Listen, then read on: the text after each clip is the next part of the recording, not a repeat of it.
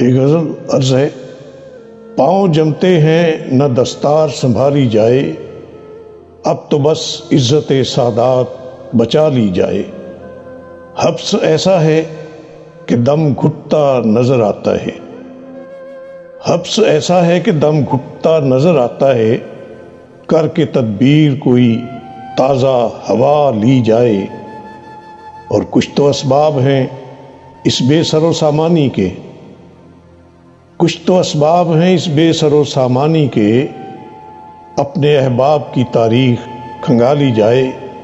اور اب دعاؤں میں بھی تاثیر نہیں ہے شاید، اب دعاؤں میں بھی تاثیر نہیں ہے شاید، کیسے بگڑی ہوئی تقدیر بنا لی جائے۔ ویسے تو دکھ ہیں کہ بڑھتے ہی چلے جاتے ہیں، ویسے تو دکھ ہیں کہ بڑھتے ہی چلے جاتے ہیں، پھر بھی یہ عدل کی زنجیر ہلا لی جائے۔ اور جس کے ثمرات تصور میں بسے رہتے ہیں، جس کے ثمرات تصور میں بسے رہتے ہیں، اس پہ ٹوٹی ہوئی افتاد تو ٹالی جائے۔ اور بھوک بڑھنا ہی بغاوت کا سبب ہے آسی، بھوک بڑھنا ہی بغاوت کا سبب ہے آسی، یہ روایت میری سرکار نہ ڈالی جائے۔ غزل ہے: قطرہ قطرہ جی رہا ہوں،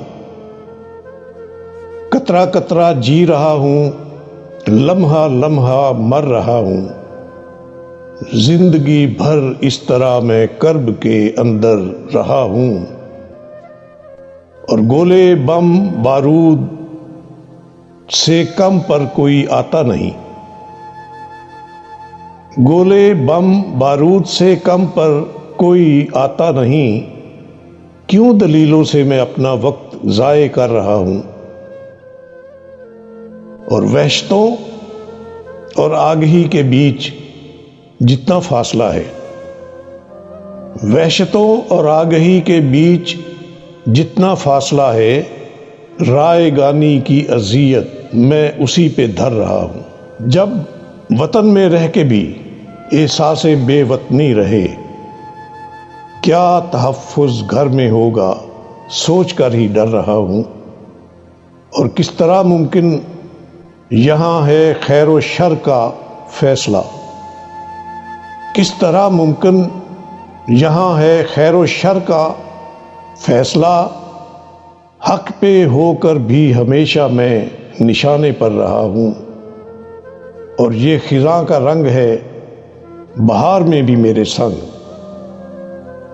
یہ خزاں کا رنگ ہے بہار میں بھی میرے سنگ، زرد پتوں کی طرح بکھرا ہوں اور در در رہا ہوں۔ اور آخری شعر ہے کہ بے ثباتی کے جلو میں بھی،